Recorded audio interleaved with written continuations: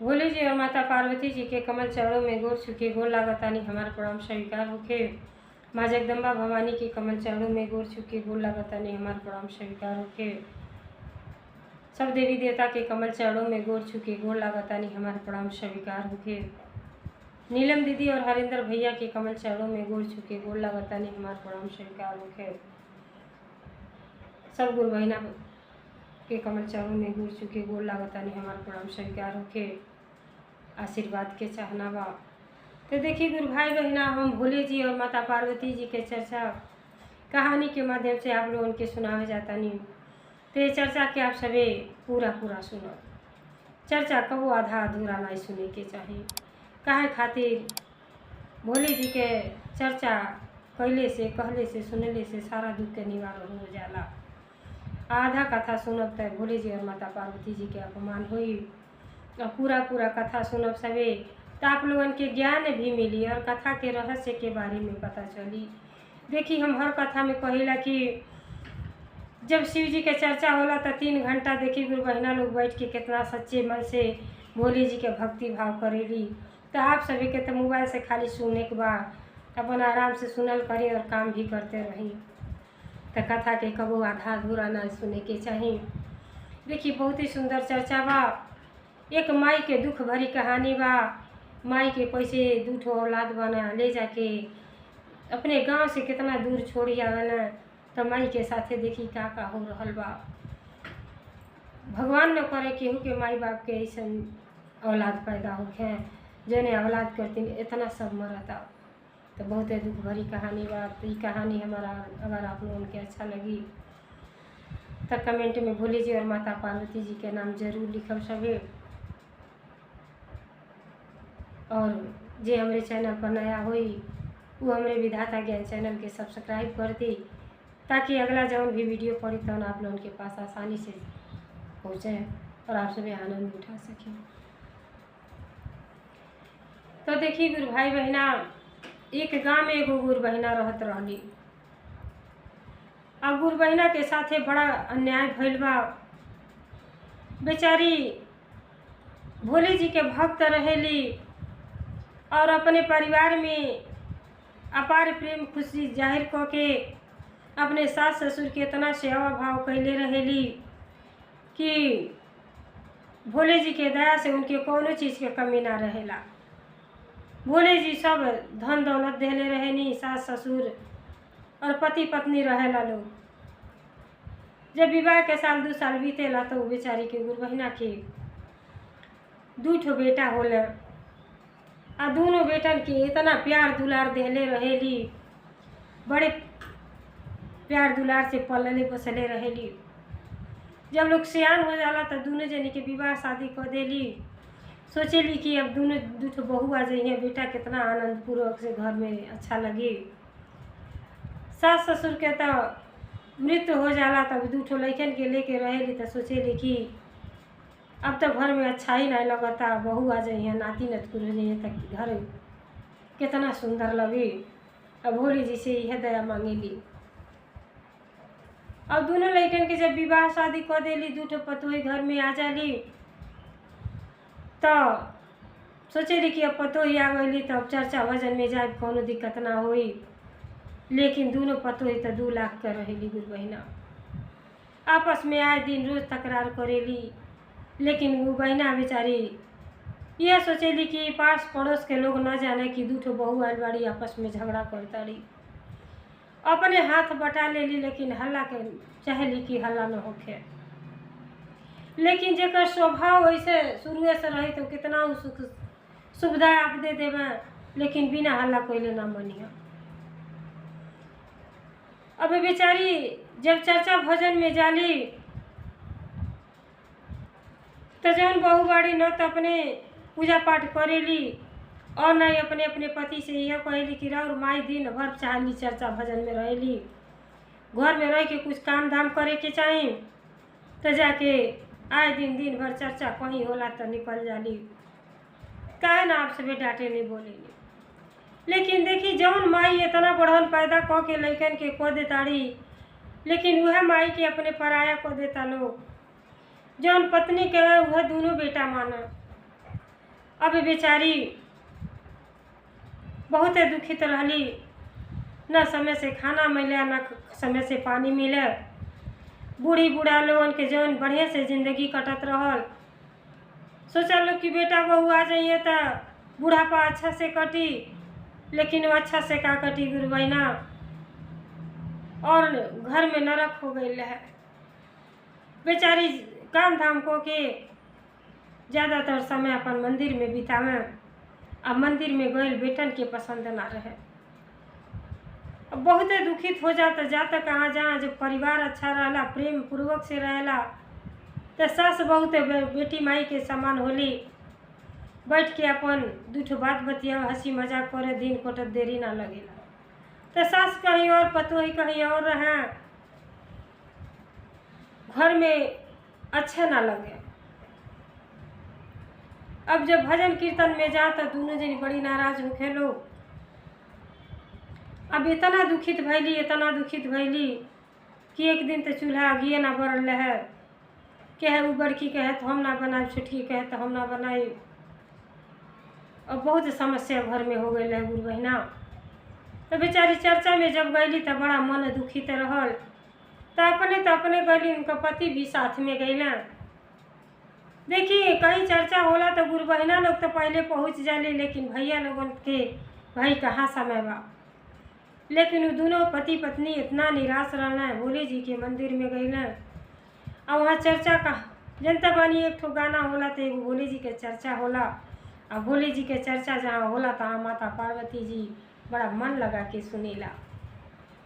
अब भोले जी और माता पार्वती जी कैलाश पर्वत पर से देखा तानी कि हमारे भक्त शुरू से इतना भक्ति भाव करेली। अब परिवार में ऐसा लइकन के संस्कार बा कि लइके कैसे सुधरिया। अब गईली तो बड़ा मन मार के भजन में बैठली तो सब गुरु बहना कहताड़ी कि ये दीदी आप काहे बड़ा उदास लगतानी, आपके भजन जब शुरू करत रहनी है तो बड़ा मन लगा के सब सुनत रहल है। इस समय ना बढ़िया से भजन कीर्तन करतानी, मन बड़ा उदास रहता। भगवान के दरबार में आयल बानी आ फिर भी उदासी छोले बा। कहली तो का करी, अरे जो सोचले रहनी वो एकदम सीधा उल्टा घर में हो रहल बा। अब भोले जी से यह दया मांगत है कि बच्चन के बुद्धि से दूर रखिए, कि जीवन जौन है बुढ़ापा बिना लइकन के सहारे ना कटी। कितना वो धन दौलत रखले रही, लेकिन धन दौलत तो सेवा ना न करी। अब कली नहीं ऐसा बा कि घर के जौन झंझट बा के छोड़ दी, भजन कीर्तन में मन लगाई, यह आपके साथे जाई तो भोले जी के भजन सुनाई, मन हल्का हो जाए। अब बेचारी अपने घर के दुखड़ा का बतावे, बेचारी भजन के माध्यम से गुरु बहना लोग के सुना रहल बाड़ी। बड़ा रे जतन से बेटा के पोसली पतोहिया ले अइलिए गुरुजी, पतोहिया ले अइलिए गुरुजी। बड़ा जतन से बेटा के पोसली पतोहिया ले अइलिए गुरुजी, पतोहिया ले अइलिए गुरुजी। दुआरा पर ठाड़ रहे जोगिया फकीरवा, बिछौना देलिए गुरुजी। दुआरा पे ठाड़ रहे जोगिया फकीरवा, बिछौना देलिए गुरुजी। बड़ा रे जतन से बेटा के पोसली पतोहिया ले अइलिए गुरुजी, पतोहिया ले अइलिए गुरुजी, पतोहिया ले अइलिए गुरुजी। दुआरा पर ठाड़ रहे जोगिया फकीरवा, बिछौना देलिए गुरुजी। बड़की पतोहिया कर मन मानी, अखिया देखावे गुरुजी। बड़का बेटुआ कर मन मानी, भक्ति न करे गुरुजी। बड़े जतन से बेटा के पोसली पतोहिया ले अइलिए गुरुजी, पतोहिया ले अइलिए बड़ा जतन से बेटा के पोसली पतोहिया ले अइली गुरुजी। जिंदगी भर हम जेकरा के सेवली उहो न भइले गुरुजी। जिंदगी भर हम जेकरा के सेवली उहो न भइले गुरुजी। छोटका बेटा के फिर से बियाहली पतोहिया ले अइली गुरुजी। पतोहिया ले अइली ए गुरुजी। छोटकी पतोहिया ओहू से कुरकुर खानो न देवे गुरुजी। छोटकी पतोहिया ओहू से कुरकुर रोटियों न देवे गुरुजी। बड़ा जतन से बेटा के पोसली पतोहिया ले अइली गुरुजी। पतोहिया ले अइली गुरुजी। जिंदगी भर जेकरा के पोसली उहो न भइले गुरुजी। अब बेचारी भजन के माध्यम से अपने मन के हल्का कर रहल बाड़ी। भगवान के दरबार में कहतड़ी कितना प्यार दुलार से बच्चन के आदमी पास पोसता पालता। तो वह लड़के बुढ़ापा में माई के साथ छोड़ देता ना, तो बड़ा तकलीफ होता। अब यहाँ तक ना बा गुरु बहिना, देखी जब बुढ़ापा दोनों जन के आ जाता तब बहू इतना परेशान करताड़ी कि न समय से न खाना न पानी, और अपने अपने पति से कहताड़ी कि बूढ़ा और बूढ़ी के देख रेख करी, ये लोगन के घर से अलग कर दी। अब बताएं बुढ़ापा में माई बाप कहाँ चाहिए। अब बेटा भी आँख पे पर्दा पड़ जाता कि आज तो हम हूँ नौजवान बानी, हम दूठो लड़का पैदा कैले बानी, तो जैसन अपने माई से बाप के साथे करब तो वैसन तो हमारियो साथे होखई के बा। लेकिन ई नइखे ध्यान माई बाप के का करता न। देखी गुरु बहिना, एक झोपड़ी दुआरे डाल देता न और बूढ़ी बूढ़ा वहीं रहे लगता न। अब बुढ़ापा में जब जांगर थक जाई और जब बेरोजगारी रही तो आदमी कहाँ से खाई कमाई। बड़का बेटा जौन है कहता न कि हम ना इनका खर्चा चलाई, और छोटका बेटा कहता न हम ना खर्चा चलाई। अब बेचारी भीख भवन मांग के और अपने पति के और अपन गुजारा कर रहल बाड़ी मड़ई में। और देखी यह समय ना केहू जानेला कि कब पति के मृत्यु हो जाए, कब पत्नी के मृत्यु हो जाए। अचानक गुरु बहिना के पति के मृत्यु हो जाला और लड़के इतना नकारा निकल जाले कि जेके अपने खून पसीने से बहा के पैदा कैले रहेली, वह लड़की अपने बाप के कंधा देवे से इनकार कर देना कि अगर हम अपने बाप के कंधा देवे जाई तो हमके काम क्रिया करे के पड़ी आ खर्च करे के पड़ी। तो देखी गुरु भाई बहना, अरे चारों धाम तो माई बाप के चरण में बा। जे अपने माई बाप से वंचित हो जाला वो जीवन में कितना रुपया पैसा कमा ले कबो सुखी ना रह सकेला। माई बाप के तो रुआ रुआ आशीर्वाद देला, लाख लोग मड़ई में कह देला, लेकिन माई आशीर्वाद के सिवा कपो बदुआ ना देली। कहेली ठीक बा बेटा, हमार कुछ ऐसा कर्म रहल हो कि आज हम झोपड़ी में रहतानी, लेकिन बिहान तुहनो लोगन औलाद पैदा करबो तो जरूर एहसास हुई, जरूर एहसास हुई। अब देखिए ऐसा कलयुग के बेटा धरती पर बोझ बन के पड़ल बाने कि बाप के कंधा ना देना। और गांव के लोग अब गुरु बहिना भोले जी के शरण में गईली, कहली कि हे पिताजी, अगर हम सच्चे दिल से आपके भक्ति कैले बानी तो क्यों न क्यों हमके सहारा भेजी कि अंतिम संस्कार अपने पति के कैली। तो देखी कलयुग में अपना से ज़्यादा तो पराया लोग अपना हो जाता थे। पूरा गांव एकत्रित हो गई और एकत्रित होके गुरु बहिना के जौन पति रहना उनका दाह संस्कार कैलो और काम क्रिया कई। दोनों बेटा रहते धन कौने काम के बाना बेटी बेटा। कलयुग बस वह कलयुग में धरती पर बोझ बन के पड़ल बालू। अरे जी अपने माई बाप के काम क्रिया करेला बड़े सौभाग्यशाली होला कि चारों धाम के समान होला, वही बहाना दान पुण्य करेला। अरे दान पुण्य तो अपने नाव से कबू ना करे के चाहिए। अगर तीर्थ तीर्थ धाम करे के बाद अगर जीते जी सास ससुर माई बाप बने तो चारों धाम करा के देखी कितना फल आपके मिलेला। लेकिन जे ज्ञानी बातें के जरूर करेला। घर द्वार बनवावे ला ऊपर अगर माई बाप के नाम लिखा दे में तो आपके सम्मान बढ़ी कि बेटा इतना अच्छा बाटे कि अपने माई बाप के जौन माई बाप देखी पत्थर के तो दुनिया पूजेला, लेकिन माई बाप जौन जन्मदाता बड़े जन्म देना वही माई बाप से सब वंचित हो जाता।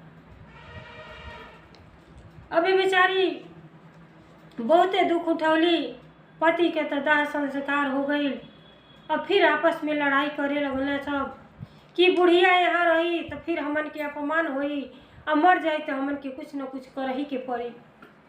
अब दोनों बेटा देखी बहू के तक कौन गलती बा, जब बेटा हुए अपन जे के पैदा कैल वही के सब संस्कार नहीं के अंदर कि माई बाप का होला। अरे जहिया पैदा भैल तहिया अंगुरी पकड़ के चलावे वाला उहे माई बाप होला, बोले के उहे सिखावेले, आ तौने माई के आप लोग ठुकरा देता नहीं। तो खिस्सा कहानी तो आप लोग के ज्ञान के सीखे खातिर एक बात बा, एक जरिया बा। अब बेचारा दोनों देखी, अब दोनों का कहले माई के एक डीसीएम में बैठौले और ले जाके अनजाने शहर में छोड़ी अइलें रोड पे कि रोडे पर आई हैं, आग दाना पानी ना पाइए वैसे मर जाइए, इनसे भी छुटकारा हो जाई। काहे खातिर की पर बाप तो मरी गइल बड़े, माई जीवित रही हैं, तबले हमन के बस ना चली जौन प्रॉपर्टी बा वो हमन के अब माई के नाम से हो जाई। तो माई जब ले जी हैं तबले बड़ा दिक्कत हुई, अब मर जाइए तो हमन के नाम हो जाई। देखिए आजकल के लड़के खाली अपने माई बाप के धन से प्रेम बा, माई दादा कुछ हो नहीं खे। अरे माई बाप तो प्रेम के भूखा बाड़े, जीवन भर घर दुआर खेती बाड़ी जौन भी करेला वो अपने बेटी बेटा खातिर करेला कि आए दिन हमारे लड़के सुखी रही हैं, तो प्राण भी आराम से निकल जाए। अब गुरु बहना के रोड पर छोड़ के दोनों बेटा चली आवन, ऐसा निर्दयी बेटा भगवान केहू के ना दे। अब बेचारी भोले जी के भक्त रहली, अब वहाँ जाए जब बुढ़ापा आ जाला, जब लड़का पुरनिया के भूख एक के होला, अब 2-3 दिन के भोजन ना करे रहली, अब मूर्छित होके बेचारी गिर पड़ेली, अब बेहोशी हालत में पड़ल रहेली। जब बेहोशी हालत में पड़ल रहेली तो कुछ लोग देखेला तो केहू नहीं जनता मानी आजकल के कि कहीं कोनो चीज़ सब देखा था तो वीडियो बना लेता। अब वही में केहू ऐसा पुरुष रहल कि बूढ़ा के वीडियो बना लेल कि मर गई बड़ी बूढ़ा, अब वीडियो बना के वायरल कर दियल तो उनका लड़का देखल कहले आओ बड़ा खुशहाल भैले कि माई तो अब जैसे आराम हो गई, मर गई, उम्र से छुटकारा हो गई, अब हमन के आराम पूर्वक से जिंदगी जियल जाई। सेव भावना करे के पड़ल, मेवा वैसे मिल गई। अब देखी बाहर में एक से एक लोग मिलेला। जब बेचारी बेहोशी हालत में गिरल रही तो रोड के किनारे लोग जात रहल, जनता तो जनता ही। एगो गुरुबहिना रहली भोले जी के भक्त, पूजा के देखत ताड़ी तो बूढ़ा मूर्छित होके गिरल बाड़ी, तो आस पास में मंदिर रहल, सब पूजा करे जात रहल, जब देखल तो पानी के छींटा उटा मारल लोग। अब बूढ़ा के जब होश आई तो लोग पूछे कि कहाँ घर दुआर बा, कहली कहीं ना बा, हमार कौनो ठिकाने नहीं है। तो सब लोग समझ गए कि लगातार ये अपने परिवार से वंचित बड़ी, इनके परिवार के लोग इतना दुख देले बा कि परिवार में जाए ना चाहताड़ी। तो गुरुबहिना कहली कि अब ऐसे ज़्यादा पूछल ठीक नहीं है। अब ले आइली भोले जी के मंदिर के किनारे, लोग छोट के झोपड़ी डाल दियल, अब बूढ़ा वहीं रहे लगली। ये भाई वहाँ रही है तो केहू गुरुबहिना जाई भक्ति भाव करे तो प्रसाद प्रसाद जौन भी रही बूढ़ा के दे दे, बूढ़ा के जीवन कट जाई। तो देखी जेकर केहू ना होला तेकर भगवान सहारा होली। जब बूढ़ा बेहोश गिरल रहली तो भोले जी माता पार्वती जी वहाँ से देखत रहली, तो देखी अपन रूप बदल के गुरुबहिना के रूप में अली और उनको झोपड़ी डरवा देनी भोले जी के बगल में।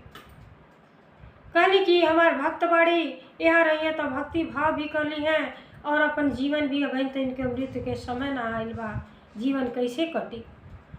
अब वही झोपड़ी में रहें, लेकिन भजन कीर्तन करें और जब एकांत में रहे तो बेचारी सोच सोच के बड़ा दुखित हो के। तो देखी एक ठो लड़की रहली, वो प्रतिदिन भोले जी के पूजा पाठ करे जा, और जब बूढ़ा के देखे उदास तो जाके हाल चाल पूछे लगे, कहे माई आप कहीं उदास रहेनी, आ कहीं एकांत में यहाँ अकेले रहेनी, आपके परिवार। बेचारी रोए लगा, कुछ ना बतावे। जब रोए लगे तो बेचारी समझ गई कि लगा था बूढ़ा के घर से इनके बेटी बेटा निकाल देले बना। अब प्रतिदिन बेचारी घर से जब जा तो बूढ़ा के कुछ न कुछ बना के लेके जा।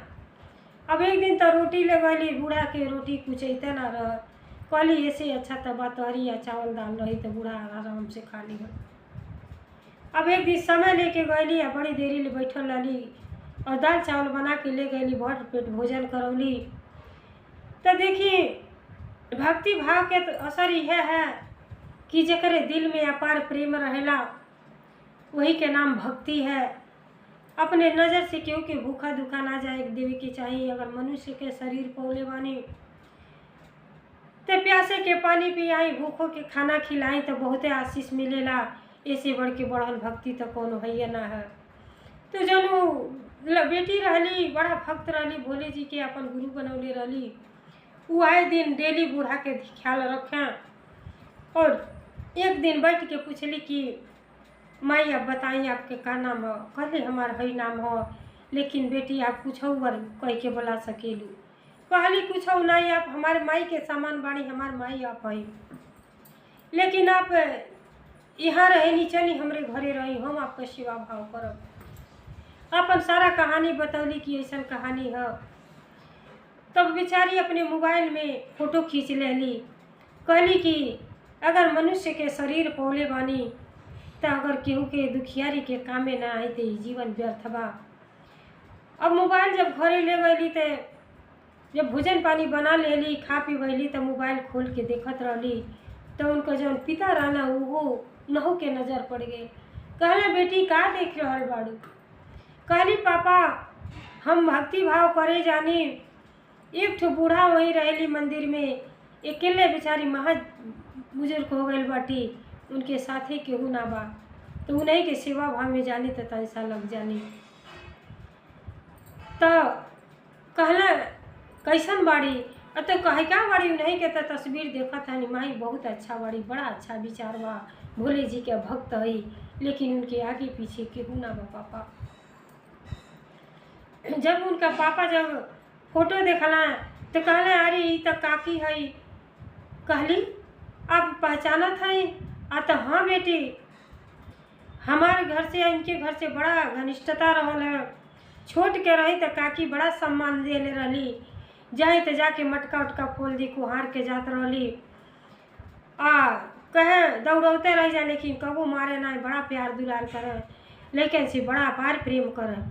उनके तो बेटी 2 ठो पुत्र रहना, बड़ा भरा पूरा परिवार रहल हो। तो बेटी सब कहानी पूछे लगली कि केकरे घर के, तो कहला कि वो हम जानता नहीं। तो कहली कि चली पापा आप मिली आई।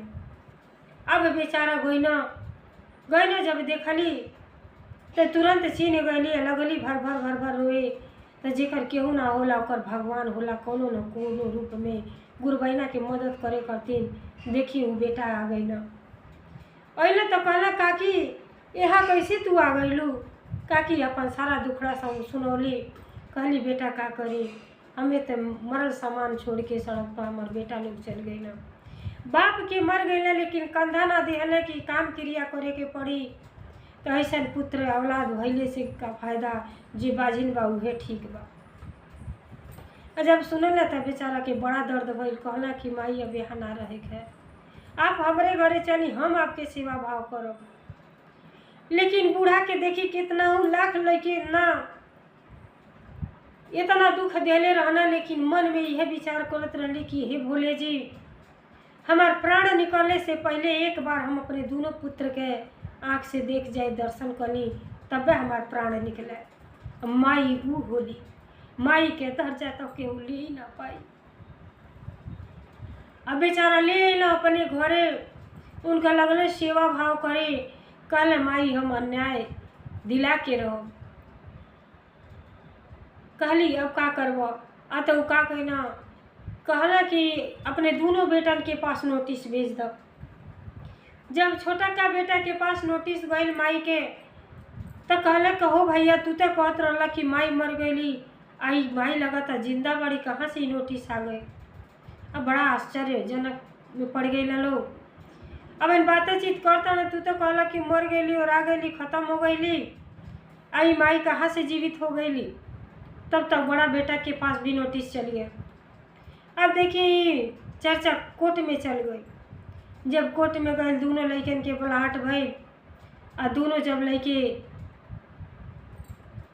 कोर्ट में गई ना तब वो देखी अरे जब साँझ बा तब बिहान बा, बेटन के सुधर जाए के चाहिए। जौन माई इतना सेवा भाव कैली तौने माई बाप के अंतिम समय में बेटा बेटी दुश्मन से बढ़ के जनला। और जब वहाँ गई ना तब माई के दिल में इतना अपार प्रेम होला कि एक टक दोनों लड़कन के अपने देख रहल बड़ी। कहते हे भोले जी आप हमार अंतिम इच्छा भी पूर्ण कर देली। हम सोचले रहने कि हम जब मरी तो हमार दोनों लड़कन के, अब मरले से पहले दोनों लड़कन के अपने जी भर के देख ली। अब फूट फूट के अंदर रोवत आड़ी कि वाह ऐसा औलाद हम पैदा कैली कि औलाद अपने से दूर अपने माई के कोई देना। लेकिन जब पीछे वाला जिंदगी के बात ही सोचत आड़ी कि जौन लड़की 4-4 दिन उपवास करौना, घर में से निकाल देना, पति के अंतिम संस्कार ना कैला, माई के रोड पर ले आके छोड़ देना, तब माई के झरझर झरझर आंसू गिरे लगल। तब बड़का बेटा कहत हो का हो आ तोके तब मर जाए के चाही, तू जीवित हो गईलू, यहाँ आ गईलू बेटन के परेशान करे।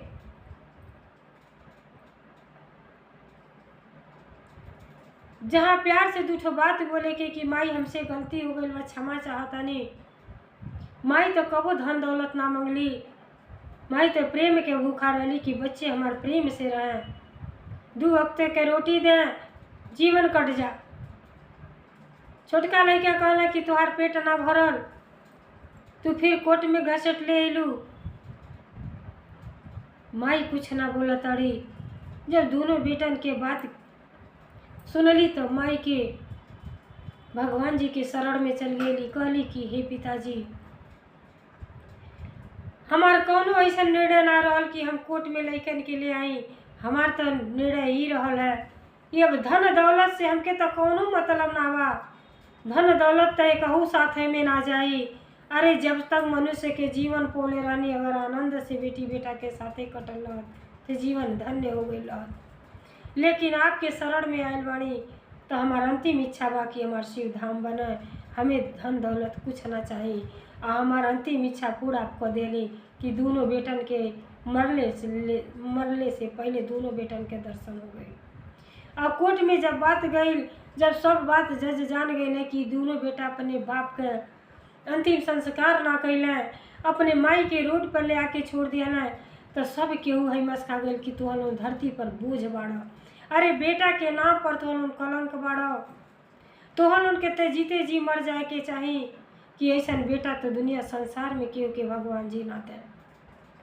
अब माई भोले जी के शरण में गईली, कहली कि अब जियले के इच्छा नहीं है, हे पिताजी अपने शरण में ले ली। कोर्ट में अब बात चर्चा चलते बा। अरे हिस्सा बखरा माई लेके का करिया, जोने बच्चन कहते जीवन भर त्याग कोई की हर चीज़ कैली, तू धन दौलत लेके थोड़ी ना जाइए। माई कहली कि अब कुछ इच्छा नहीं है, अब अंतिम समय में अपने दोनों पुत्र के आँख से देख लेनी, हमार जीवन धन्य हो गई। अभी लोग जहाँ रहें सदा सुखी रहें। इतना कष्ट बेटा देना, लेकिन माई आशीर्वाद देके और माई के दम टूट गई, सांस रुक गई। तो जौन भाई ले गए लाना कोर्ट में, जब हाथ पैर लोग टूआ था तो देखा था हाथ गोड़ लकड़ी हो गई। वह माई तो अपन शरीर छोड़ के शिव धाम में चल गए लाली।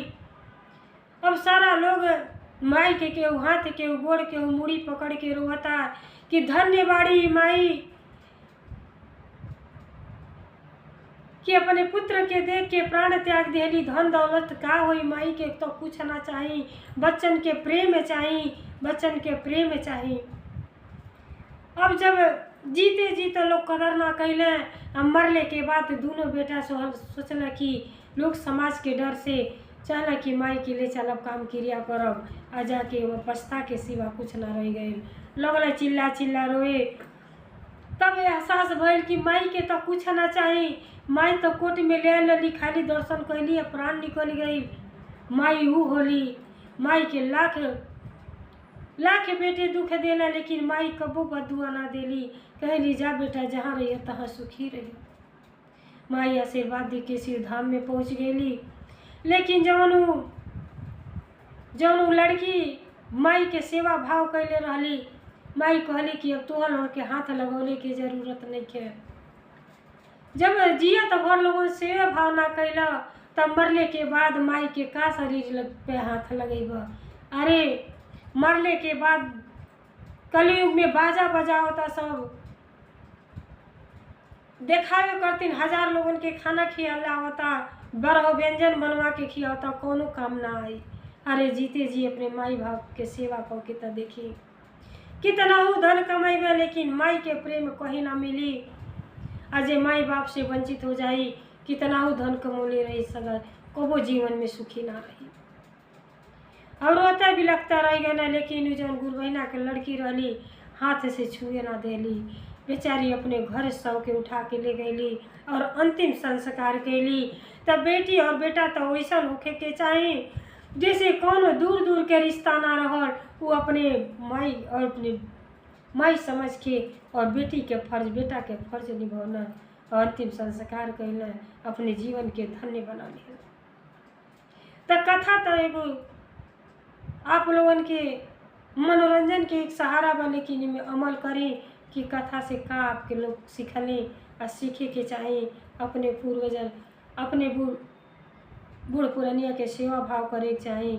माई बाप के सेवा में चारों धाम होला।